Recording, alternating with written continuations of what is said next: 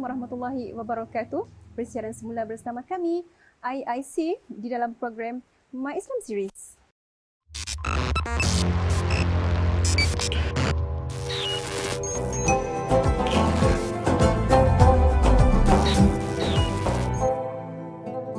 Penonton yang dirahmati Allah, neraka adalah tempat yang Allah ciptakan untuk manusia yang ingkar pada perintahnya. Manusia berdosa dan tidak mendapat keampunan daripada Allah juga menempah ruang untuk ke neraka. Kealpaan manusia beriman dan gagalnya mereka untuk mendapatkan keampunan menunjukkan betapa mereka mengharapkan keampunan daripada Allah Subhanahu Wa Taala.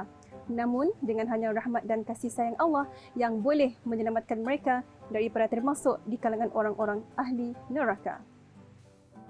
Firman Allah yang bermaksud, Allah tidak akan mengampunkan dosa orang yang mensyirikkannya, yakni yang mempersekutukannya dengan apa jua sekalipun, dan akan mengampunkan dosa selain daripada itu bagi sesiapa sahaja yang dikehendakinya. Barang siapa yang melakukan dosa syirik, maka ketahuilah dia telah melakukan dosa yang paling besar. Surah An-Nisa ayat 48. Ayat tersebut jelas menunjukkan bahawa Allah juga memiliki sifat Ar-Rahim, yakni mengasihani hambanya. Ikuti perkongsian bersama panel jemputan yang berbahagia Ustaz Tamri bin Arin daripada Hikmah Sarawak. Kita dengarkan bersama, semoga bermanfaat.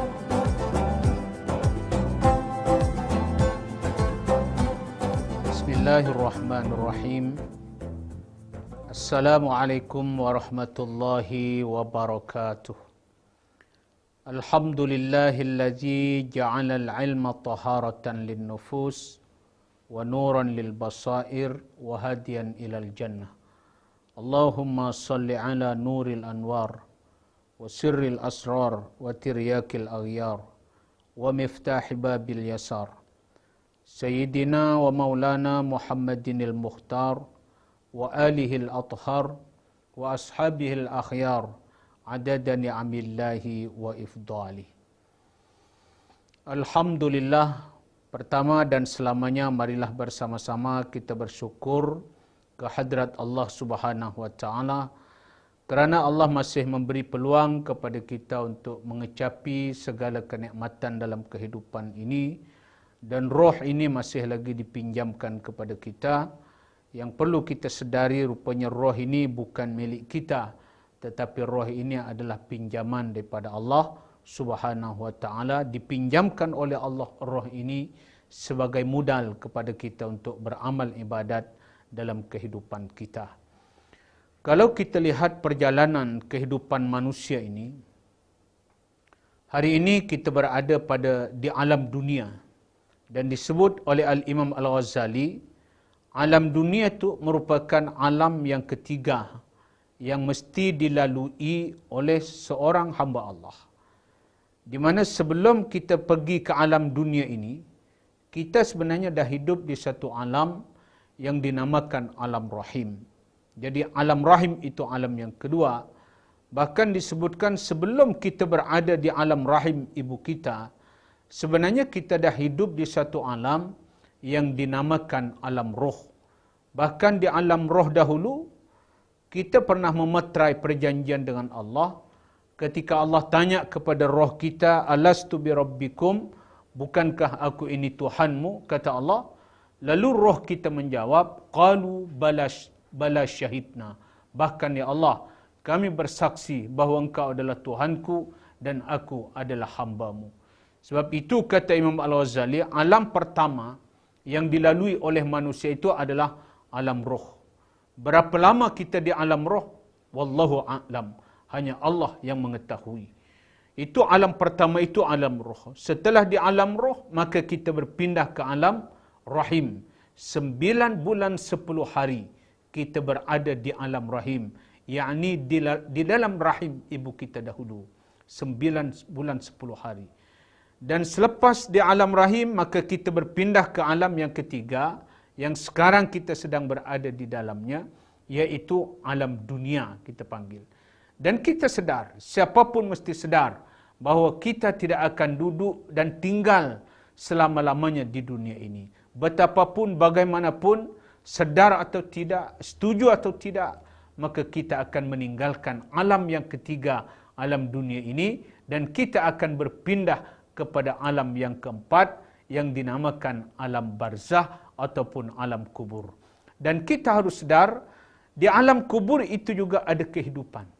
Sebagaimana ada kehidupan di alam rahim, ada kehidupan di alam roh, maka di alam barzah itu ataupun alam kubur itu juga dia ada kehidupan. Tetapi kehidupan di alam kubur dia tidak sama dengan kehidupan di dunia, sebagaimana kehidupan di dunia tidak sama dengan kehidupan di alam rahim. Lalu itu perkara yang harus kita sedari bahawa setelah di dunia ini kita akan berpindah ke alam yang keempat, iaitu alam kubur ataupun alam barzah. Dan di alam barzah juga kita tidak akan duduk selama-lamanya. Kita tidak akan tinggal selama-lamanya dalam kubur, kerana nanti selepas alam kubur itu, maka kita akan berpindah ke alam yang kelima, alam yang terakhir, maka dinamakan ia sebagai alam akhirat. Dan di akhirat itu ada kehidupan. Bagaimana kehidupan di alam akhirat, itu diukur adalah bagaimana kehidupan kita dalam kubur. Bagaimana kehidupan kita dalam kubur adalah ditentukan oleh bagaimana cara hidup kita ketika kita hidup di dunia.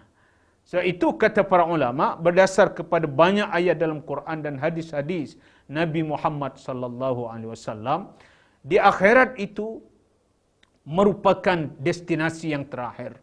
Dunia ini bukan tempat tinggal kita selama-lamanya. Destinasi kita yang terakhir itu adalah di akhirat. Dan di akhirat itu tempat hanya dua, yaitu surga dan neraka. Tempat di akhirat hanya dua. Tak ada pilihan yang ketiga. Sebab dahulu ada seorang hamba Allah, dia berkata dengan kita, dia kata, Ustaz, terus terang, aku malas ibadat kepada Allah. Sebut solat, aku tak solat. Sebut puasa Ramadan, aku tidak berpuasa, Ustaz. Tapi dia kata, walaupun aku tidak beribadat, malas beribadat, tapi aku tak buat dosa, Ustaz. Jadi dia tanya, bagaimana keadaan aku kalau mati, Ustaz, nanti di akhirat? Boleh masuk surga tak? Dia tanya soalan itu. Saya tercengang mendengar soalan ini. Apa kita nak jawab? Ketika sedang kita memikir jawapan soalan ini, lalu seorang hamba Allah tadi berkata, macam inilah Ustaz, kalau aku tak dapat masuk surga pun tak apalah, asal jangan masuk neraka jadilah. Dia kata. Jadi dia minta supaya ditempatkan surga pun tidak, neraka pun tidak. Dan Al-Quran bagi tahu di akhirat tak ada pilihan yang ketiga. Kalau tidak surga, maknanya tak ada tempat lain. Nerakalah tempatnya. Artinya begitu. Tak ada istilah duduk di tengah, tak ada istilah duduk di atas tebing. Tak ada. Sebab itu untuk dua perkara besar yang kita nak bincang, dan pada hari ini kita lebihkan kepada soal perbincangan kedahsyatan neraka. Tapi sebelum itu kita nak sebut dalam Al-Quran disebut dua tempat ini, iaitu surga pun disebut oleh Allah dan neraka pun disebut oleh Allah. Dan itu renungan kita rujuk dalam surah Ali Imran ayat 133. Allah berfirman, "Wasari'u ila maghfiratin min rabbikum wa jannatin 'arduha as-samawati wal ard u'iddat lil muttaqin." Maksud ayat, dan segeralah kamu untuk mendapatkan keampunan daripada Tuhanmu dengan cara kamu bertaubatlah kepada Allah. Wa jannatin, dan segeralah kamu untuk mendapatkan surga Allah, yang Allah mensifatkan luas surga itu adalah seluas langit dan bumi. U'iddat lil muttaqin, yang disediakan surga itu untuk orang-orang yang bertakwa. Jadi surga itu dan segala kenikmatan, termasuk sifat surga, keluasan surga, disebut oleh Allah dalam ayat ini. Itu ayat yang menyebut tentang adanya surga. Kemudian neraka pula disebut oleh Allah Subhanahu wa taala melalui firman-Nya di dalam suratul Baqarah ayat 24. Allah berfirman, "Fa illam taf'alu wa lan taf'alu fattaqun nar allati waquduha an-nas wal hijarah u'iddat lil kafirin." Lalu kata Allah Subhanahu wa taala, fattaqun nar, maka takutlah kalian terhadap api neraka, allati waquduha an-nas wal hijarah, yang bahan bakarnya adalah terdiri daripada manusia dan batu, uiddat lil kafirin, di mana neraka itu kata Allah Subhanahu wa taala adalah disediakan untuk orang-orang yang ingkar dan kufur kepada Allah Subhanahu wa taala. Jadi pertama perbahasan kita tentang kedahsyatan api neraka ini yang harus kita pahami, bahawa ada surga itu disebut oleh Allah dalam Quran, dan ada satu lagi tempat di akhirat kelak, iaitu neraka itu juga disebut oleh Allah Subhanahu wa taala di dalam Al-Quran.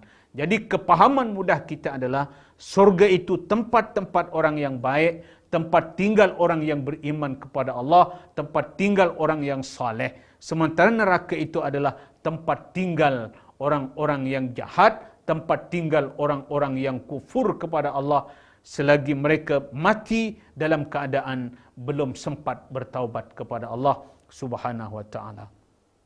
Itu insya-Allah yang pertama. Kemudian apabila kita sebut tentang kedahsyatan api neraka, dia kata para ulama tentang kedahsyatan api neraka sebenarnya tak dapat kita bayangkan betapa panasnya api neraka itu.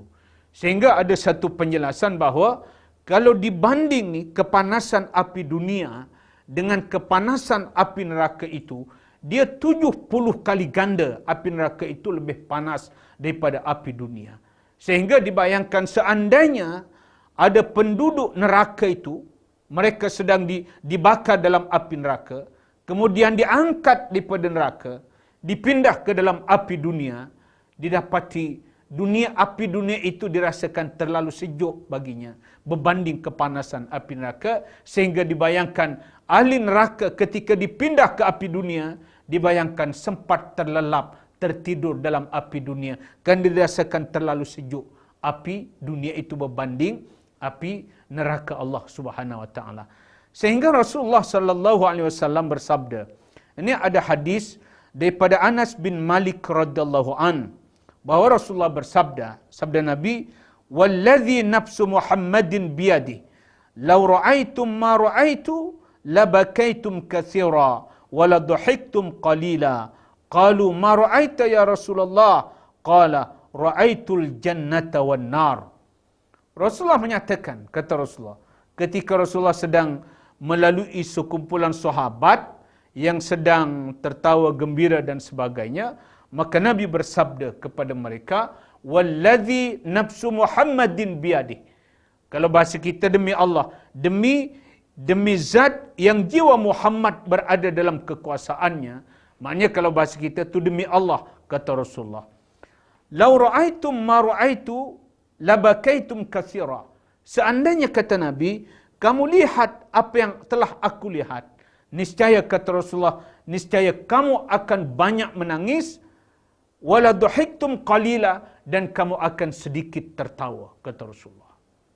Kemudian sahabat ketika itu bertanya, apa bendanya itu wahai Rasulullah yang kau lihat itu? Yang kau katakan seandainya aku melihat, niscaya aku banyak menangis dan aku sedikit tertawa itu wahai Rasulullah. Maka Nabi menjawab, "Ra'aitul jannata wan nar." Kata Rasulullah, yaitu aku diperlihatkan surga dan aku diperlihatkan neraka oleh Allah Subhanahu wa taala. Sehingga Nabi menyatakan, seandainya kau lihat apa yang aku lihat, kamu tidak akan banyak tertawa. Bahkan kamu akan sedikit tertawa, sebaliknya banyak menangis kepada Allah. Menangis apa sebab? Kerana bimbang, kerana takut, kerana gerun terhadap kedahsyatan api neraka yang telah dilihat oleh baginda Nabi SAW. Ini sebenarnya hadis ini juga jawapan kepada seorang yang pernah bertanya soalan. Dia kata, "Wahai Ustaz, adakah surga dan neraka itu sekarang dah ada ke belum? Surga itu dah ada ke belum?" Dia tanya begitu soalan. Biasa kalau kita dalam majlis yang dibuka soal jawab, ada muncul soalan-soalan yang hebat seumpama ini. Jadi soalannya, adakah surga dan neraka itu telah ada ke atau belum? Jadi kita jawab berdasar kepada ilmu yang kita ada. Kita katakan surga itu dah ada. Ini contoh hadisnya. Yang kata Rasulullah, "Ra'aitul jannah wan nar," kata Nabi. Aku telah diperlihatkan surga dan aku telah diperlihatkan neraka, kata Rasulullah. Satu lagi hujahnya adalah Nabi Adam itu pernah masuk surga. Nabi Adam pernah masuk surga. Ini hujah bahawa surga itu telah dicipta oleh Allah Subhanahu wa taala. Bahkan dalam cerita Isra Mi'raj Nabi, salah satu daripada penduduk surga, iaitu binatang surga yang bernama Buraq itu pernah diturunkan oleh Allah ke dunia. Itu yang jadi kendaraan kepada Rasulullah dari Makkah ke Palestin dalam cerita Isra Nabi kita Muhammad sallallahu alaihi wasallam. Jadi artinya ketika binatang surga pun pernah dihantar oleh Allah ke bumi, itu isyarat bahawa surga dan juga sebaliknya neraka juga telah wujud hari ini. Telah ada, telah dicipta oleh Allah. Lalu ketika kita jawab sedemikian, sahabat kita ini bertanya, Ustaz katanya, kalaulah surga itu dah ada, neraka itu dah ada, saya nak tanya, di mana tempatnya, di mana letaknya Ustaz? Di langit keberapa surga itu? Dia kata nyaman kita sewa Apollo Amerika untuk kita naik, pergi kepadanya. Lalu kita katakan, ketahuilah sahabat, saya kata bahawa surga dan neraka itu tempatnya bukan di dunia. Di mana tempatnya? Di akhirat. Tapi saya kata, kalau kamu tidak sabar untuk sampai, sama ada ke surga atau neraka, ada cara mudah. Bagaimana cara mudahnya? Mati cepat. Saya kata begitu. Ketika sebut mati cepat, oh minta maaf lah Ustaz, tak apalah.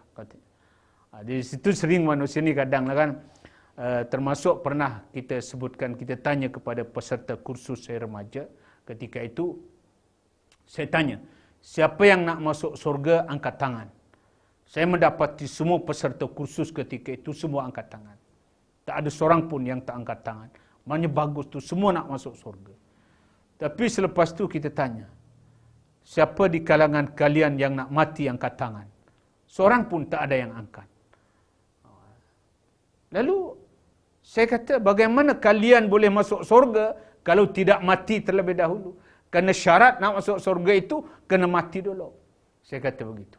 Jadi itu kadang membayangkan kepada kita bahawa manusia ni kadang dia nak yang senang-senang. Kalau boleh, kalau ada jalan masuk surga itu ada jalan shortcut, itu yang lagi best katanya. Padahal kata Rasulullah, masuk surga itu tidak ada jalan pintas. Tidak ada jalan tikus untuk masuk surga. Untuk masuk surga Allah Subhanahu Wa Taala. Ini insya-Allah berdasar kepada penjelasan ini, bahawa satu juga daripada hadis ini nak menyatakan bahawa surga itu telah ada dan neraka juga telah ada. Telah diciptakan oleh Allah Subhanahu Wa Taala. Ini apabila kita bercakap tentang, dan disebutkan dalam sebuah hadis, bahawa neraka itu ada tingkatan-tingkatan. Bahkan memiliki pintu masing-masing, kata Rasulullah. Bahkan Nabi menyebut dalam satu hadis, sabda Nabi, ini sebagaimana firman Allah sebenarnya dalam Al-Quran, disebut oleh Allah pada ayat ke-44 surah Al-Hijr. Disebutkan oleh Allah, laha sab'atu abwabin likulli babin minhum juz'um maqsum, kata Allah Subhanahu Wa Taala. Yang bermaksud, neraka Jahannam itu mempunyai 7 pintu dan tiap-tiap pintu telah ditetapkan untuk golongan yang tertentu daripada mereka. Jadi berdasar kepada surah Al-Hijr ayat yang ke-44 ini, Allah menyatakan bahawa setiap tingkatan neraka itu dia ada pintu masing-masing. Dan kata Allah, siapa yang akan memasuki pintu itu telah ditetapkan oleh Allah Subhanahu Wa Taala berdasar kepada amalan manusia itu sendiri. Kemudian api neraka itu disebutkan oleh Allah Subhanahu Wa Taala, dia ada penjaga, ada penjaganya. Api neraka itu kalau bahasa kita pintunya juga ada penjaga, ada malaikat yang menjaga. Ini sebagaimana yang disebutkan oleh Allah Subhanahu Wa Taala di dalam surah At-Tahrim ayat yang ke-6, Allah berfirman, Ya ayyuhalladzina amanu qu anfusakum wa ahlikum nara waquduha an-nas wal hijarah عليها ملائكة غلاظ شداد لا يعصون الله ما أمرهم ويفعلون ما يؤمرون. Surah At-Tahrim ayat yang ke-6. Allah berfirman, wahai orang-orang yang beriman, ya ayyuhallazina amanu, kata Allah, wahai orang-orang yang beriman, qu anfusakum wa ahlikum nara. Pelihara diri kamu, kata Allah, wa ahlikum, dan ahli keluarga kamu, nara, daripada api neraka. Maknanya selamatkan diri kamu, selamatkan ahli keluarga kamu daripada api neraka, kata Allah Subhanahu wa taala. Kemudian Allah menyebutkan tentang bahan bakarannya, kata Allah, waquduhan nas wal hijarah. Di mana api neraka itu, kata Allah, bahan bakarnya adalah manusia dan batu. Jadi bayangkan, sehingga dalam ayat ini disebut batu menjadi bahan bakar api neraka. Karena kalau batu itu disebutkan oleh ulama, batu itu sebenarnya dia satu benda yang kalau disimpan di cuaca yang sejuk, batu itu akan sejuk. Sebaliknya kalau batu itu disimpan di tempat yang panas, dia akan panas luar biasa. Dan disebut oleh Allah Subhanahu wa taala, sehingga di akhirat itu, api neraka itu, bahan bakarnya itu bukan kayu kering, bukan. Tapi bahan bakarnya, kata Allah Subhanahu wa taala, adalah manusia dan batu. Batu itu, kalau dia kepanasan batu itu luar biasa, maka batu itu akan pecah. Akan pecah berkecai, artinya begitu. Manusia pun sama. Ketika manusia itu, dalaman manusia itu panas, dia akan meletup manusia itu. Begitu sifatnya sama dengan batu. Rupanya, kata Allah, dua ini yang menjadi bahan bakaran api neraka. Manusia dan juga batu. Allah sebutkan begitu. Lalu Allah menyatakan tentang, kata Allah Subhanahu wa taala, alaiha malaikatun ghilazun shidadun la ya'sunallah ma amarahum. Allah menyatakan bahawa, kata Allah Subhanahu wa taala, di dalam api neraka itu, kata Allah, terdapat penjaga-penjaga. Yakni, kata Allah Subhanahu wa taala, alaiha malaikatun, yang penjaga itu adalah di kalangan para malaikat. Allah sebut ghilazun, malaikat penjaga api neraka itu, kata Allah, ghilazun shidadun. Dia kasar, dia bengis, tak ada perasaan kasihan, tak ada perasaan sayang dan sebagainya, tak ada toleransi, tak ada kompromi. Itu malaikat penjaga api neraka. Boleh jadi yang dimaksud itu adalah malaikat Malik, ataupun kata ulama, malaikat penjaga api neraka itu adalah malaikat Zabaniyah dipanggil. Dan disebut oleh Allah, sifat malaikat penjaga api neraka itu adalah, kata Allah Subhanahu wa taala, ghilazun shidadun. Dia bengis dan kasar.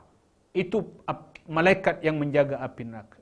Jadi seolah-olahnya kalau ada ahli neraka itu, dia berenang umpama ke tepi, nak naik daripada neraka, diambil lagi oleh malaikat, tikam lagi ke tengah dan sebagainya.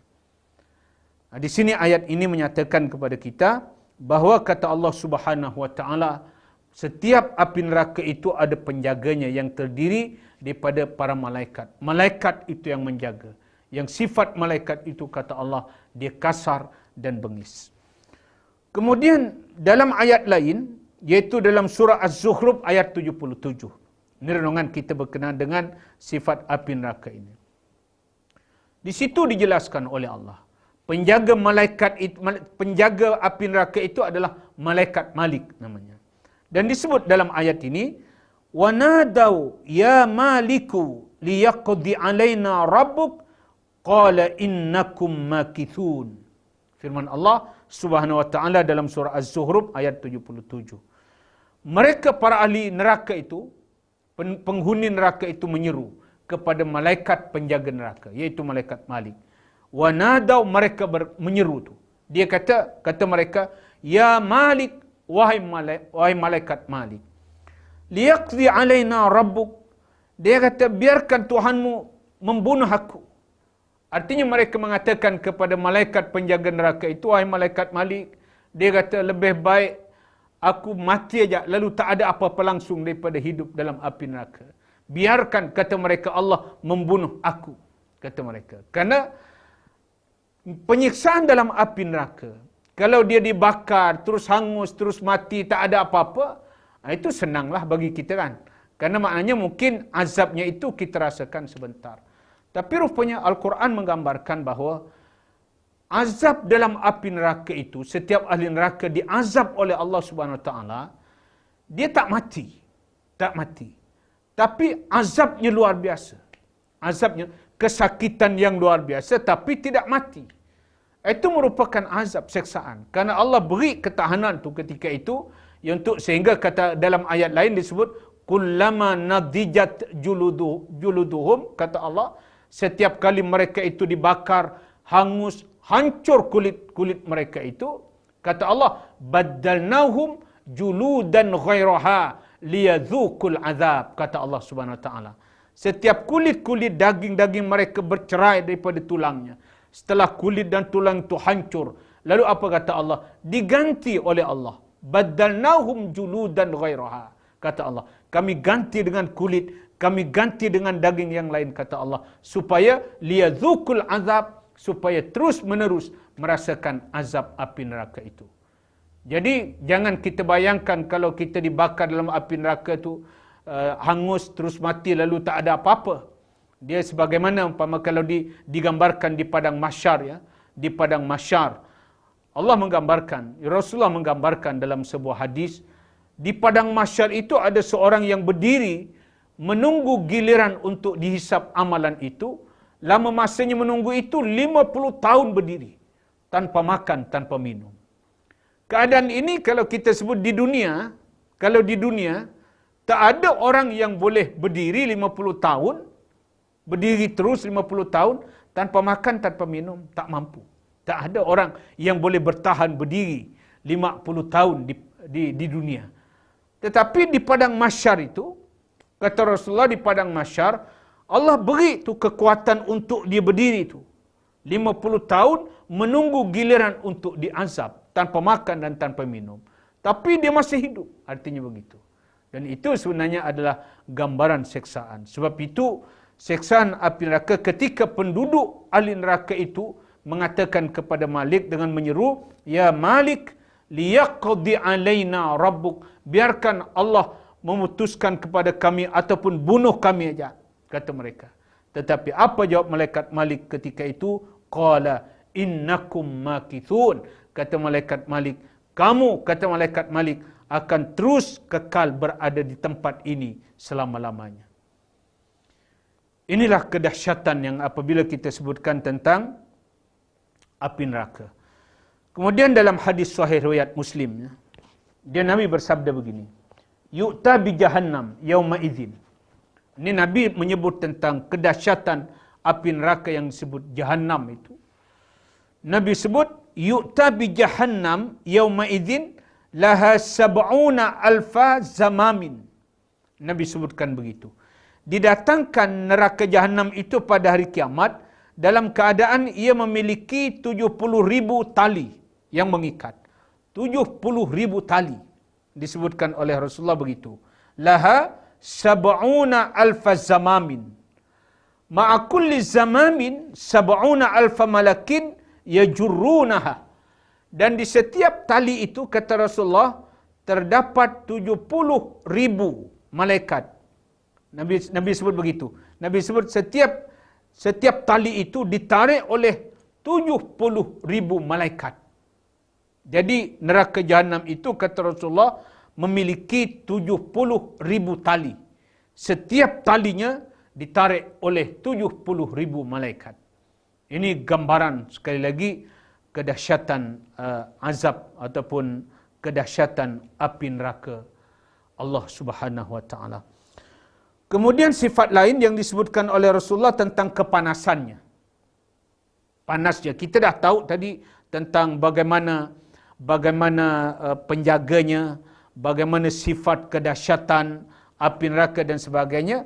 Lalu dalam hadis lain disebutkan tentang panas api neraka. Nabi bersabda, Qul naru jahannam. Firman Allah sebenarnya di dalam hadis, di dalam Al-Quran, Allah berfirman, Qul naru jahannam asyaddu harra law kanu yafqahun. Ini disebut oleh Allah dalam surah Taubah ayat 81. Apa kata Allah? Qul, katakan wahai Muhammad, naru jahannam, api neraka Jahannam itu asyaddu harra, lebih dahsyat kata Allah, harra kepanasannya. Lau kanu yafqahun, sekiranya mereka memahami.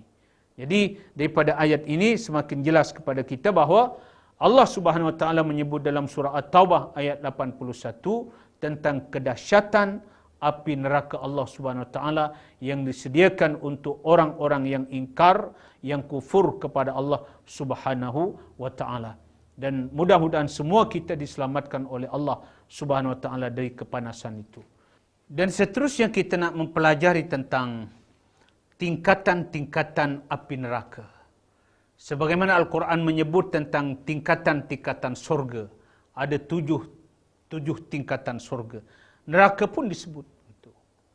Dan kalau sebut 7 ini, ialah dia banyak angka 7 yang kita di dunia ini pun selalu sering dengar kan perkataan bahawa langit dia ada 7, ada 7, bumi pun ada 7 petala bumi, biasa kita sebutkan begitu.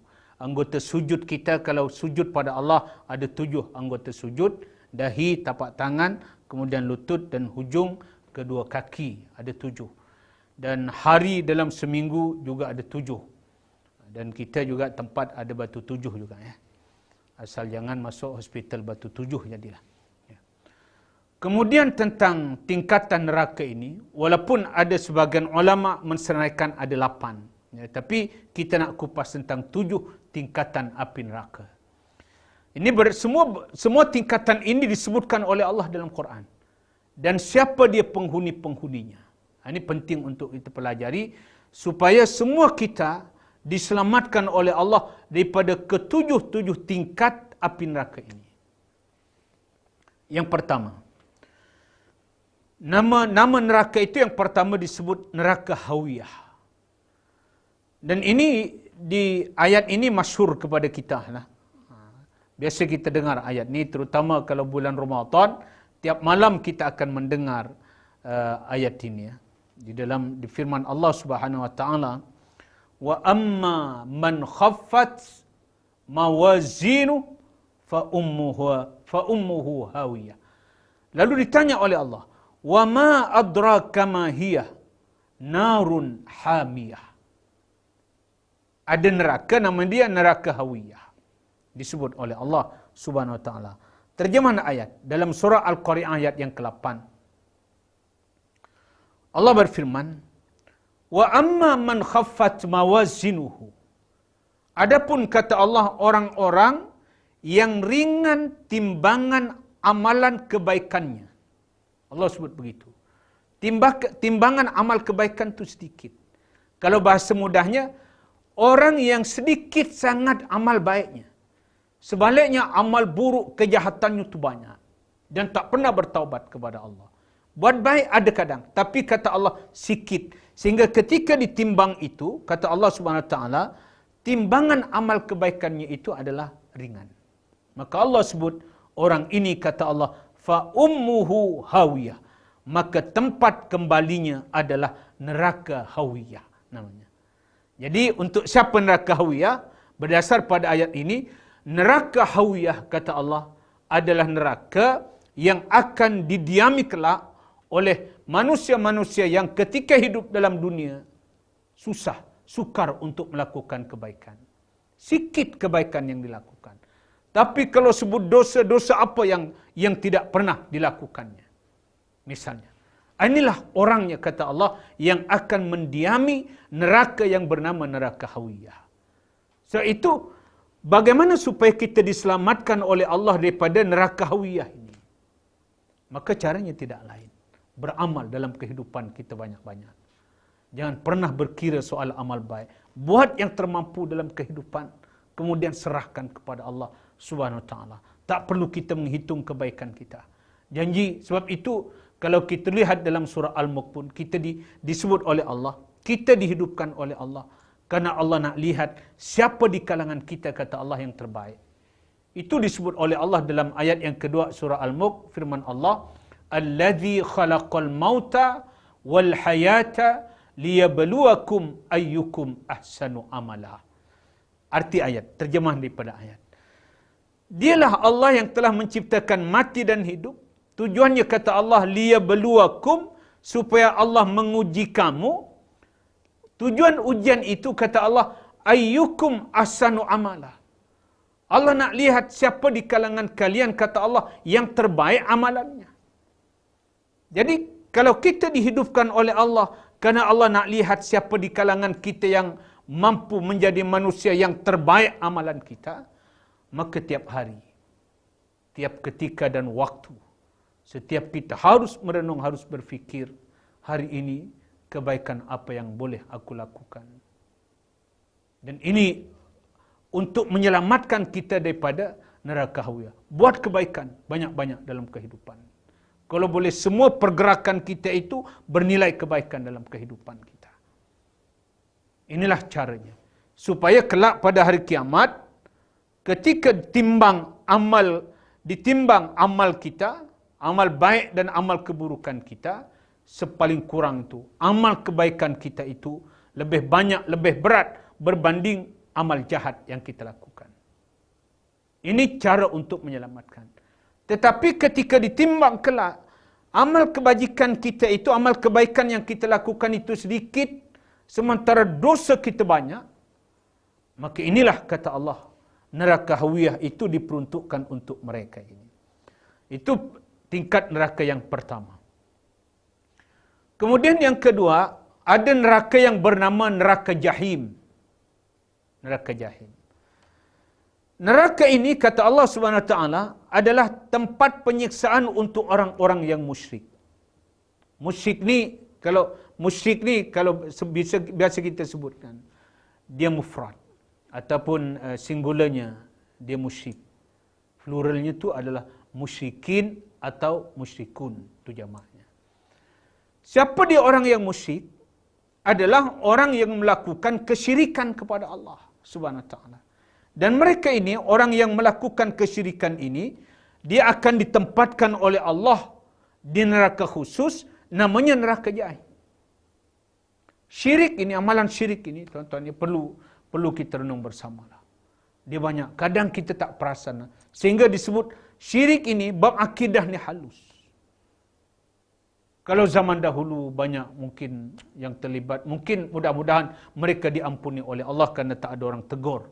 Tapi sekarang ni para penceramah banyak dah menerang tentang akidah, kemurnian akidah, menerang tentang bahayanya syirik, bentuk-bentuk kesyirikan kepada Allah. Maka semua jenis-jenis kesyirikan itu wajib kita hindari. Kalau zaman dulu mungkin tak ada orang tegur, sebab itu banyak amalan yang didapati seperti kalau bulan Safar mandi air selamun kata orang kampung.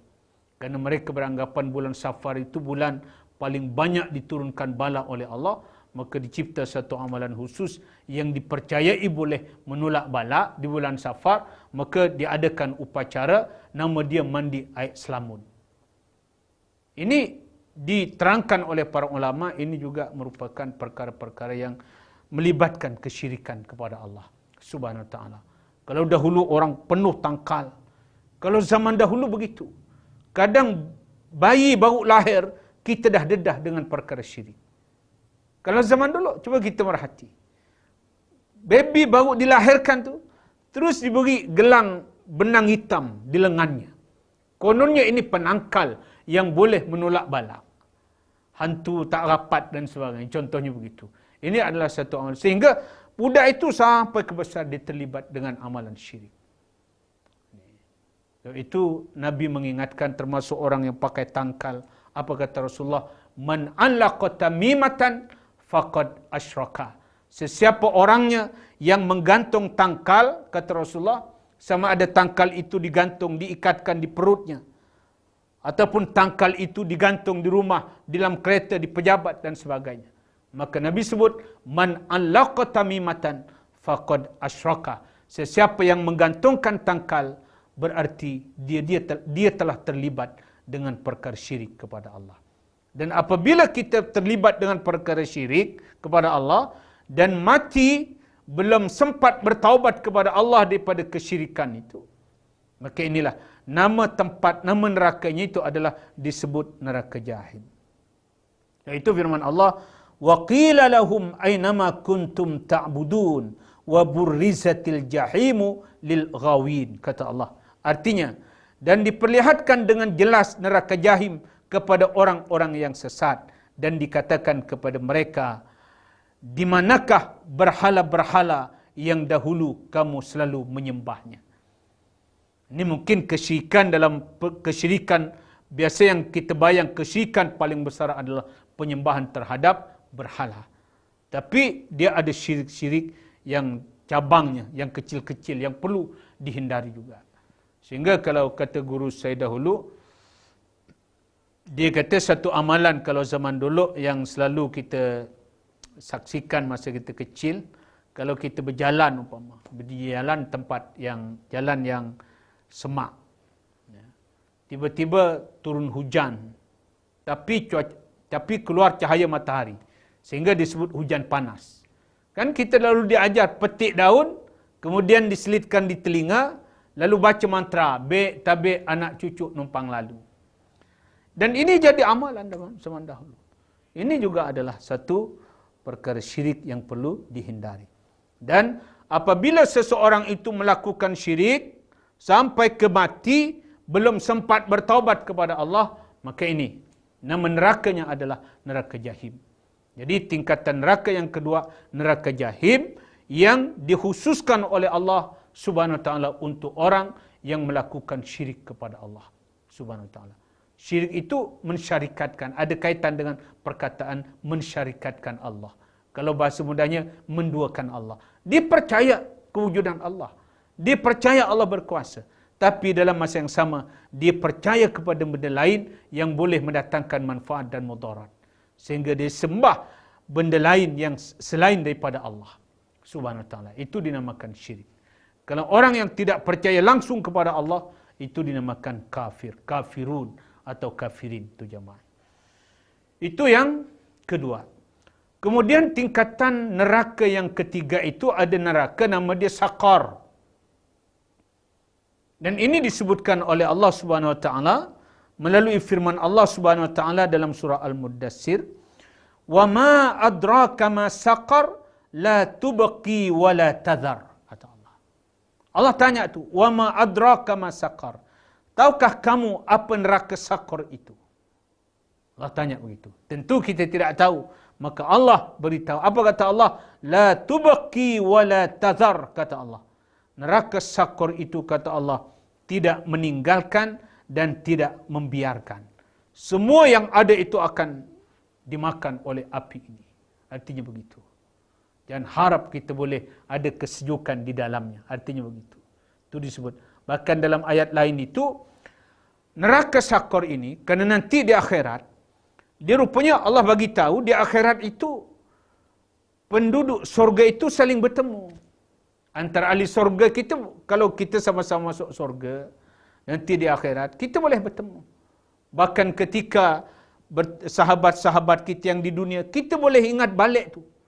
Ketika dalam surga kelak, kita boleh bertemu semula dengan ahli keluarga kita yang sama-sama masuk surga, boleh bertemu dengan sahabat-sahabat yang sama-sama masuk surga. Itu saling ingat peristiwa yang di dunia dahulu. Bahkan disebut ada masanya kelak di akhirat itu, penduduk surga itu diberi peluang oleh Allah untuk melihat-lihat neraka dan penghuninya. Kemudian penduduk surga itu melihat dari jauh tentang neraka. Kemudian dilihat penghuni-penghuni neraka. Ketika dilihat penghuni neraka itu ada yang kenal. Ini macam jiran aku dulu, katanya. Contohnya begitu kan.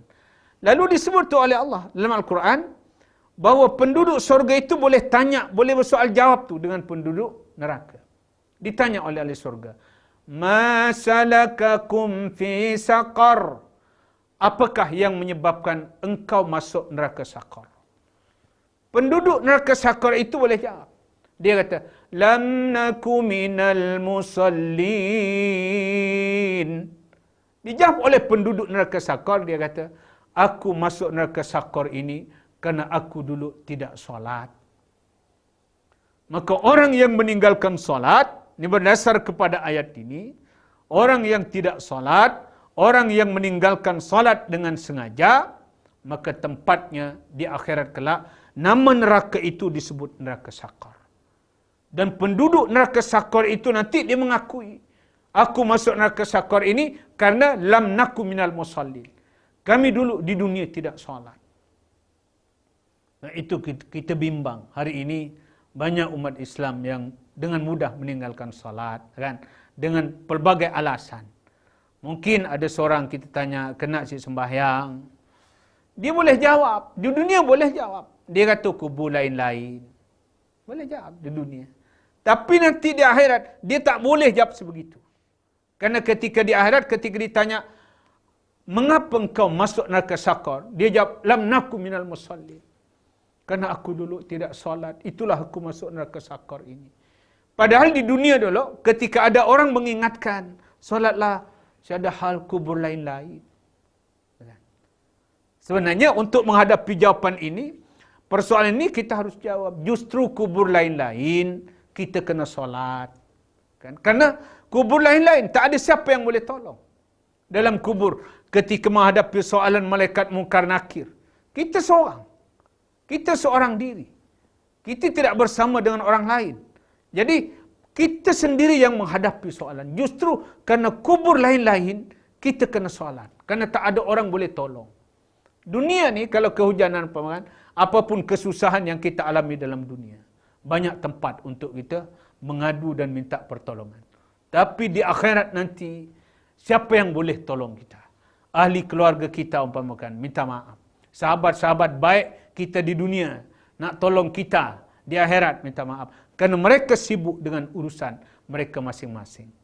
Katalah, kita sedang diazab nanti di akhirat. Lalu kita lihat anak kita dari jauh.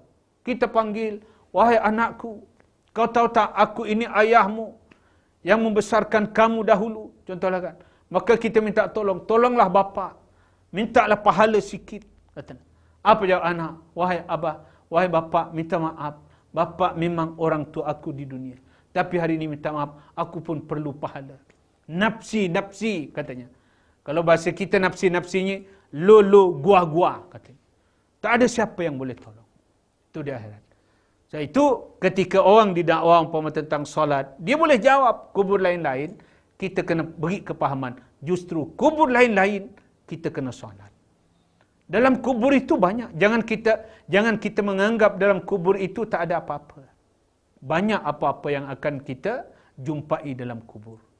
Soalan malaikat mungkar nakir. Itu dari kecil kita diberi ilmu tentang itu. Bahawa setelah mati, peristiwa pertama kita akan menghadapi SPM tu.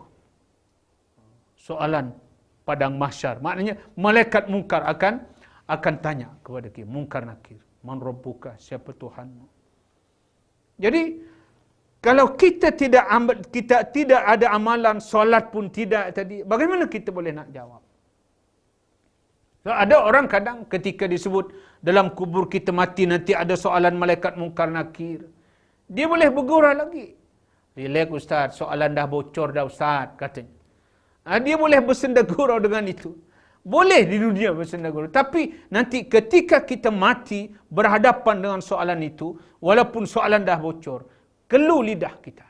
Kerana dalam surah Yasin Allah sebut, Al-yawma nakhtimu ala afwahihim, kata Allah. Pada hari ini, kata Allah, yakni hari kiamat ini, ketika dalam kubur itu berhadapan dengan soalan malaikat mungkar nakir, lidah telah dikunci oleh Allah. Tak mampu nak menjawab soalan.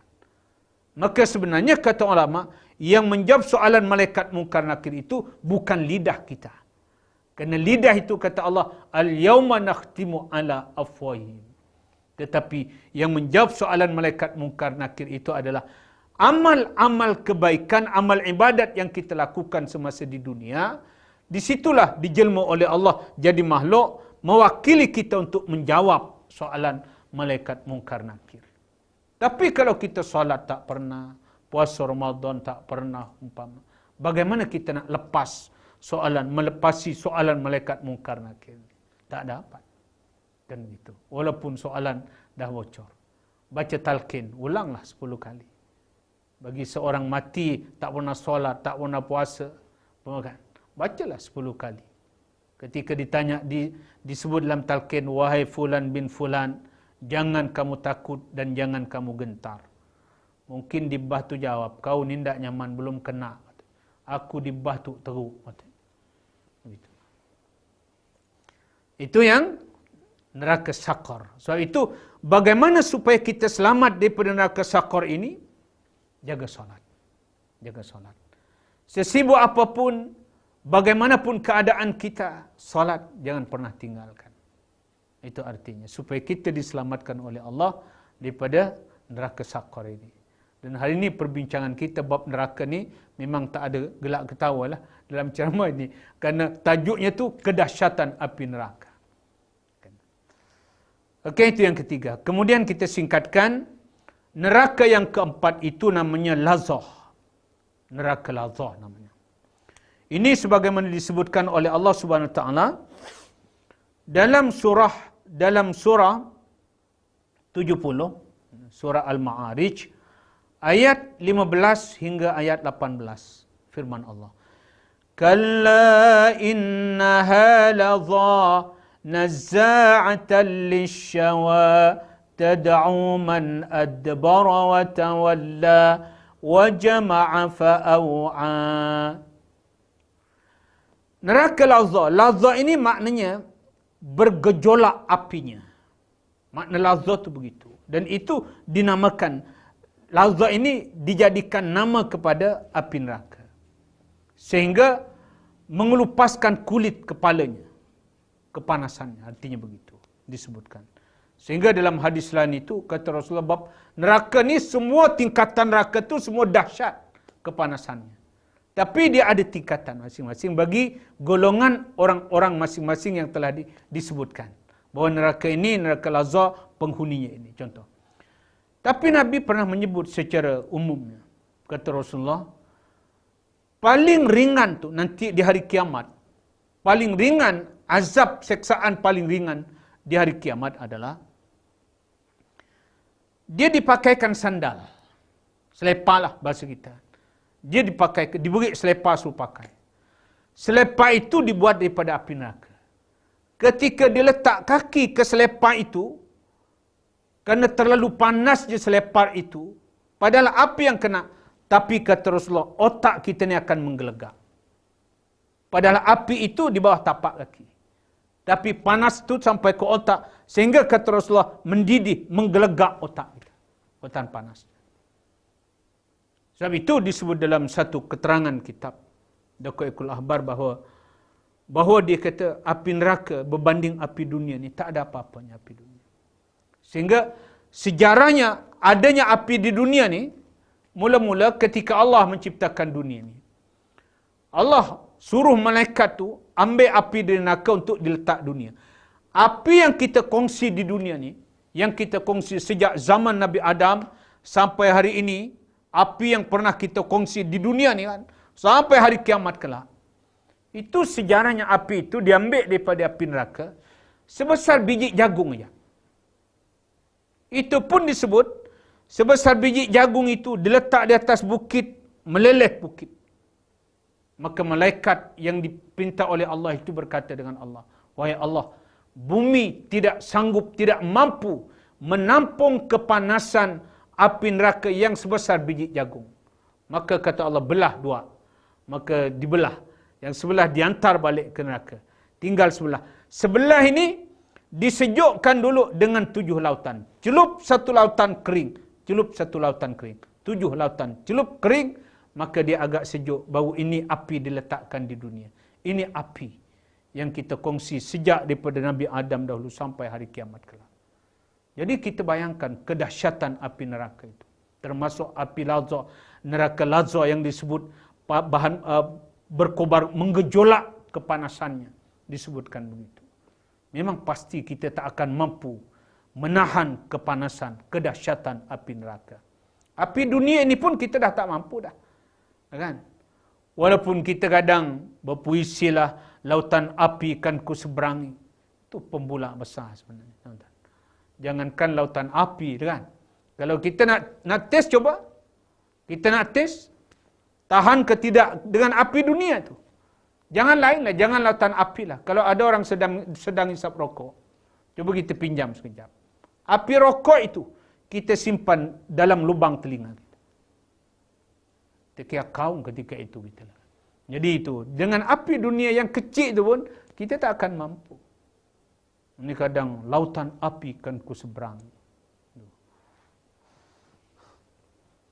Okey, siapa penghuni neraka lazat ini disebutkan oleh Allah Subhanahu Wa Taala dalam ayat ini. Kata Allah, sekali-kali tidak dapat, kata Allah. Sesungguhnya neraka lazat itu adalah api neraka yang bergejolak, yang mengelupaskan kulit kepala, yang memanggil orang yang membelakang dan berpaling daripada agama. Penghuninya ini, kata Allah Subhanahu Wa Taala dalam ayat ini. Siapa dia? Penghuninya yaitu orang yang kerana terlalu sibuk dengan mengumpul harta dunia sampai lupa dengan agama. Tak pernah fikir soal agama. Tak pernah fikir soal pahala dan dosa. Tak pernah fikir soal agama, bagaimana nak nyumbang pada agama. Tak pernah fikir soal akhirat. Tak pernah fikir soal neraka dan surga dan neraka. Yang dia fikir dunia, yang dia fikir harta-harta. Maka inilah, kata Allah, yang akan menjadi penghuni neraka yang disebut neraka lazat. Itu yang keempat. Kita teruskan ya, yang kelima. Ada neraka nama dia neraka hutamah. Saya terpaksa rujuk dalam firman Allah di sini ya. Neraka hutamah ini disediakan untuk orang yang suka mengumpulkan harta, sama juga. Kemudian dia tamak dan dia bangga dengan harta, berlaku sombong dengan harta dan menghina orang yang tidak ada harta. Ini yang akan menjadi penghuni neraka hutamah ini. Coba kita lihat ayatnya. Ayat ini sering kita dengar ya dalam surah Al-Humazah. Firman Allah, "Kalla la yunbadhanna fil hutamah wa ma adraka mal hutamah narullahil muqadah allati tattali'u 'alal afidah." Pada ayat sebelumnya tu Allah sebutkan bahawa orang-orang yang mengumpulkan harta kemudian menghitung-hitungnya, kan? Kemudian dia berasa sombong dengan hartanya dan menghina orang-orang yang miskin dan sebagainya. Maka kata Allah dalam ayat ini, kalla, kata Allah, la yumbadzanna fil hutamah. Sekali-kali tidak, kata Allah, sesungguhnya dia benar-benar akan dilemparkan ke dalam hutamah. Lalu Allah tanya, kata Allah, wa ma adraka mal hutamah? Apakah jalannya kamu boleh mengetahui, kata Allah, apa dia neraka hutamah itu? Lalu disebut oleh Allah, narullahil muqadah allati tattali'u 'alal afidah. Yaitu, kata Allah, api neraka hutamah itu adalah api disediakan Allah yang dinyalakan, yang naik sampai ke hati.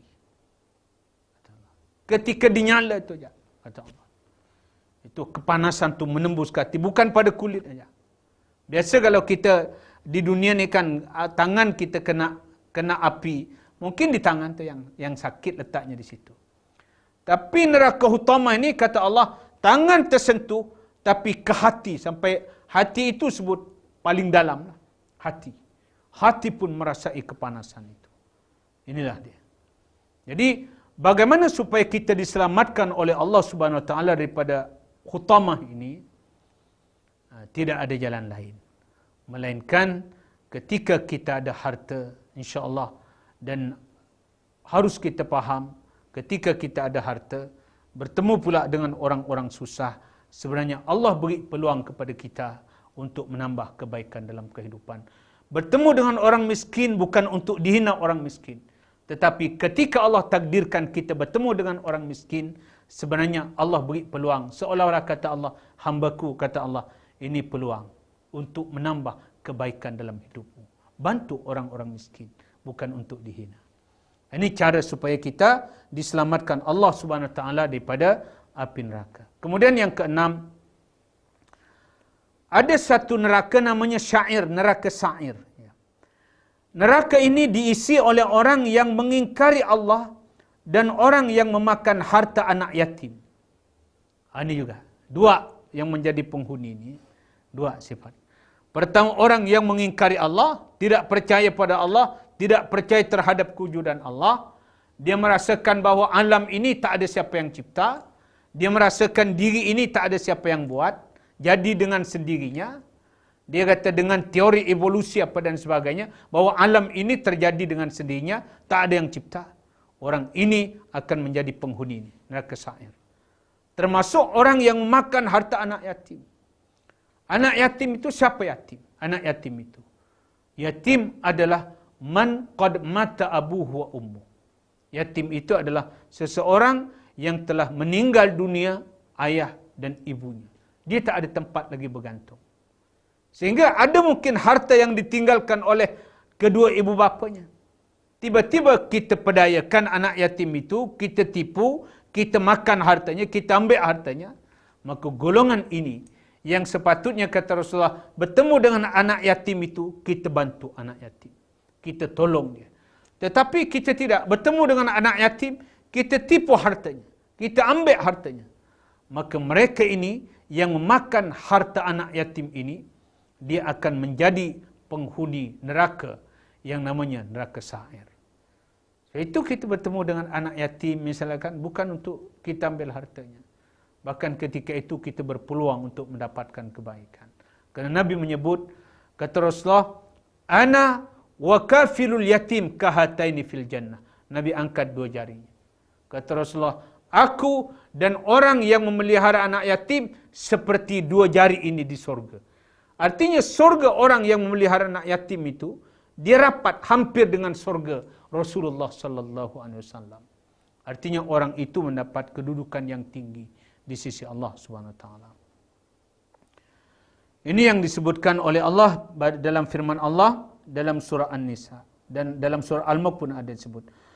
وَلَقَدْ زَيَّنَّا السَّمَاءَ الدُّنْيَا بِمَصَابِيحَ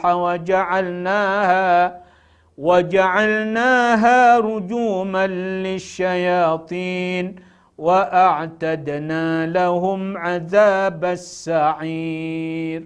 Itu disebut oleh Allah tentang api neraka namanya neraka syair, neraka sa'ir. Siapa penghuni neraka sa'ir? Dua, pertama orang yang mengingkari Allah, dan yang kedua orang yang memakan harta anak yatim. Terakhir, yang ketujuh, ada neraka itu namanya neraka wail. Neraka wail. Ini mungkin selalu kita dengarkan ayat-ayatnya. Surah Al-Ma'un. Fawailul lil musallin alladzina hum an salatihim sahun. Ayat ini masyhur, selalu kita dengar ya. Kita renung dulu keterangan di sini.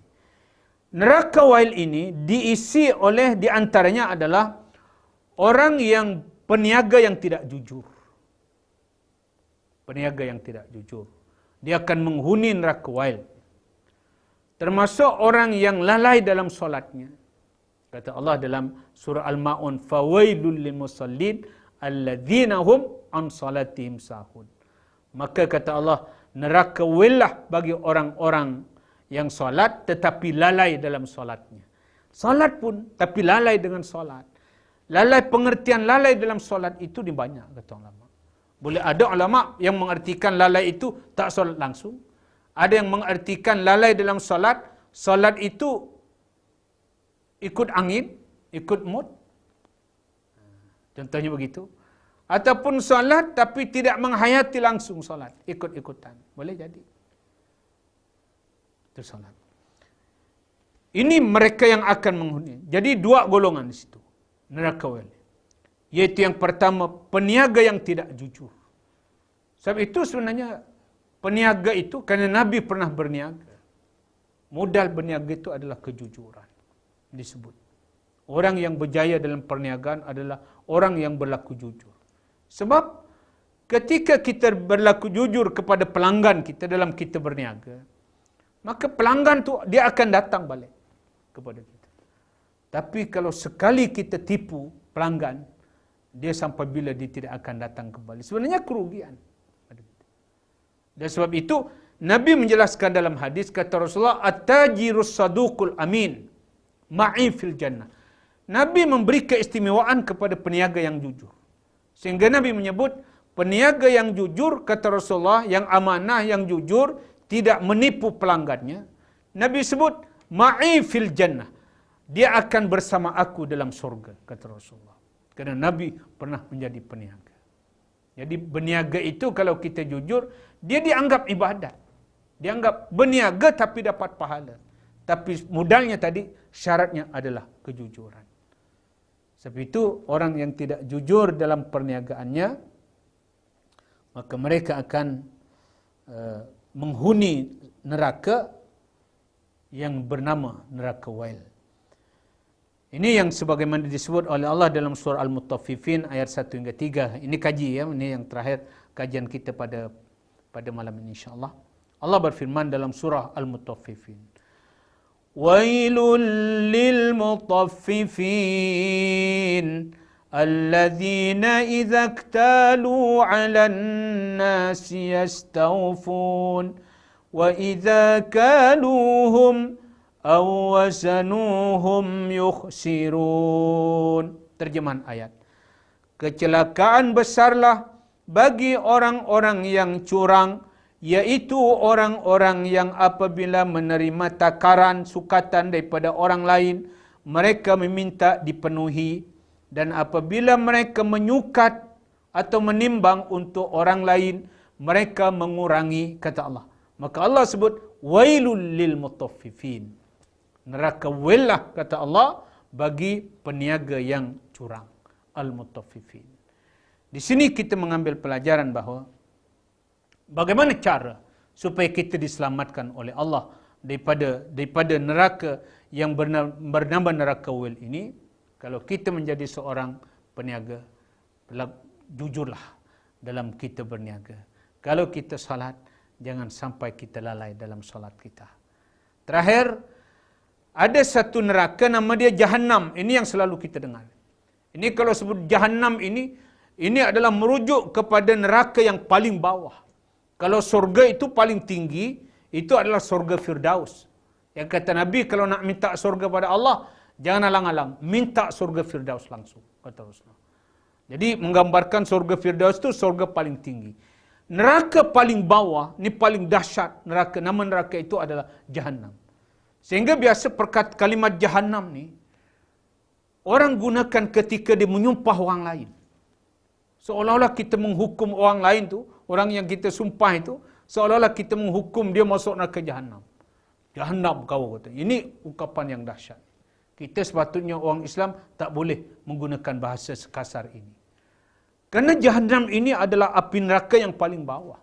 Kalau kita sebut orang Jahannam kau, seolah-olah kita menuduh orang tu masuk neraka Jahannam. Padahal belum tentu orang tu yang Jahannam atau kita yang masuk neraka Jahannam. Artinya begitu. Jadi ini kita nak pelajari sikit neraka yang terakhir yang kita kongsi pada malam ini. Neraka Jahannam ini adalah tempat penyiksaan. Kemudian banyak disebut ya nama-nama neraka Jahannam ini oleh Allah di dalam Al-Quran. Kita belajar contoh ayat. Wa inna jahannama lamaw'iduhum ajma'in laha sab'atu abwab likulli babin minhum juz'un maqsum, kata Allah. Dan sesungguhnya Jahannam itu, kata Allah, benar-benar tempat yang telah diancamkan kepada mereka. Mereka itu siapa? Iaitu merujuk kepada pengikut-pengikut syaitan. Siapa mereka? Yang ketika hidupnya mereka itu mengikuti bisikan dan hasutan syaitan. Maka kata Allah, Jahannam itu, neraka Jahannam itu mempunyai 70 pintu. Tiap-tiap pintu telah ditetapkan untuk golongan yang tertentu daripada mereka. Jadi, bagaimana supaya kita diselamatkan oleh Allah daripada neraka Jahannam adalah dengan mujahadah kita. Berjuang melawan hasutan nafsu. Mudah-mudahan kalau ini yang kita lakukan, jangan pernah mengikuti hasutan syaitan dan juga nafsu semestinya. Sudah pasti kalau ini yang kita lakukan, mudah-mudahan kita akan diselamatkan oleh Allah daripada ke-7 ataupun ke-8 tingkat api neraka itu. Maknanya kalau kita diselamatkan oleh Allah daripada neraka, sebab itu selepas salat Selalu kita baca, Allahumma ajirna minan nar, Allahumma ajirna minan nar. Wahai Allah, selamatkan kami daripada api neraka, selamatkan kami daripada api neraka. Dan insya-Allah apabila kita diselamatkan Allah, dipelihara Allah, dijauhkan oleh Allah daripada api neraka, maka jawapannya surgalah tempat tinggal kita. Jadi insya-Allah dengan cara bagaimana seketika kita berada di dunia ini, caranya supaya diselamatkan Allah daripada api neraka dan kemudian dimasukkan oleh Allah ke dalam surga. Jadilah orang yang bertakwa kepada Allah. Jadilah orang yang soleh. Soleh itu bukan namanya soleh, tetapi kita menjadi orang yang baik. Baik akhlak kita, baik hubungan kita dengan Allah, baik hubungan kita dengan sesama manusia. Kalau ini kita jaga, hubungan kita dengan Allah, ibadat jaga. Hubungan kita dengan manusia, jaga dengan baik. Jaga akhlak kita dengan orang. Jangan sakitkan hati orang. Jangan ganggu orang dengan lidah kita. Jangan ganggu orang dengan perbuatan kita. Kalau ini yang berlaku, insya-Allah mudah-mudahan Allah masukkan kita ke dalam surga dan dipelihara oleh Allah daripada azab api neraka Allah Subhanahu wa taala. Ini insya-Allah tazkirah yang boleh kita sampaikan hari ini, dan tajuknya adalah kedahsyatan neraka. Memang kita dari awal tadi kurang lebih sejam ini kita bercakap tentang neraka dan neraka, kerana memang tajuknya ini. Mungkin jarang kita mendengar tajuk kedahsyatan api neraka. Rupanya dengan mengikuti tazkirah kita pada malam ini, insya-Allah mudah-mudahan kita mendapatkan kepahaman, mendapatkan gambaran tentang kedahsyatan api neraka Allah, dan timbul kegerunan di hati sehingga mohon kepada Allah supaya dijauhkan daripada api neraka Allah Subhanahu wa taala. Terima kasih di atas segala perhatian, ampun maaf di atas kekurangan. Pepatah mengatakan jika pedang melukai tubuh masih ada harapan sembuh, tetapi kalau lidah melukai hati tiada obat dijual beli. Karena itu setiap kekasaran yang ada, ampun dan maaf. Akhirul kalam, Assalamualaikum warahmatullahi wabarakatuh. Sekian sahaja untuk siri kali ini, dan insya-Allah kita akan bertemu kembali di siri yang akan datang, dan teruskan bersama IIC, jadikan saluran info anda. Untuk itu saya mengundurkan diri. Sekian, wabillahi taufik wal hidayah. Wassalamualaikum warahmatullahi wabarakatuh. Ma'assalam.